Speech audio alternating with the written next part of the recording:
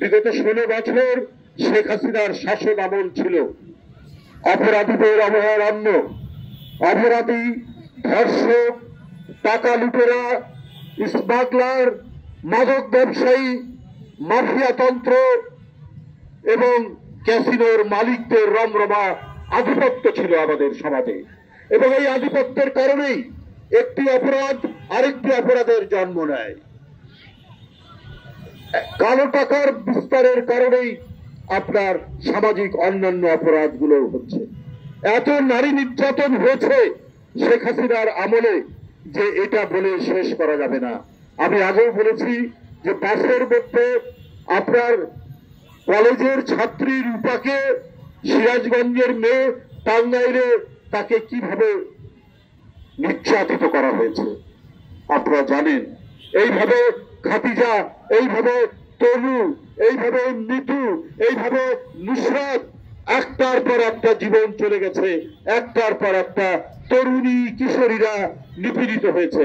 এবং এটার প্রত্যেকটার সাথেই জড়িত ছিল তৎকালীন ক্ষমতাসীন দলের বিভিন্ন সংগঠনের নেতারা, হয় যুবলীগ, না হলে ছাত্রলীগ, না হলে স্বেচ্ছাসেবক লীগ, না হলে শ্রমিক লীগ। এদের আধিপত্যের কারণেই এইটা বিস্তার লাভ করেছে। বন্ধুরা আমার, যারা আইন প্রয়োগ করবেন তাদেরকে দেওয়া হয়েছিল ফ্রি লাইসেন্স।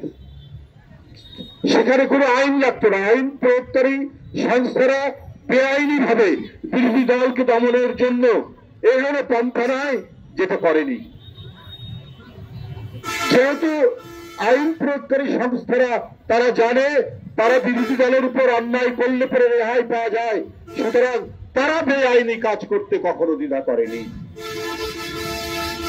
আমরা কি দেখেছি? আমরা দেখেছি বিরোধী দলের বিএনপির নেতা কর্মীরা গ্রেপ্তার হয়েছে। কেউ 5 বার, কেউ 10 বার, কেউ 15 বার আদালত থেকে তার জামিন হয়েছে, আবার জেল গেট থেকে তাকে জেলের মধ্যে ঢুকানো হয়েছে।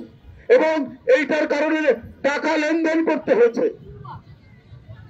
এইটার কারণে তাদেরকে বেরিয়ে আসতে শেষ পর্যায়ে ঘুষ দিতে হয়েছে। এই যে অপরাধ আইন প্রয়োগকারী সংস্থারা করেছে, এর কারণে সামাজিক দুর্বৃত্তপনা, সামাজিক অপরাধ বৃদ্ধি পেয়েছে। করছেন তাদেরকে আইনের আওতায় নিয়ে এসে তাদের বিচার নিশ্চিত করতে না পারলে আমাদের সমাজ এগোবে না, আমাদের সমাজ অগ্রগতির পথে এগিয়ে যাবে না। আমরা পশ্চাৎপদে থাকবো, আমরা আদিম অরণ্যের মধ্যে বসবাস করব।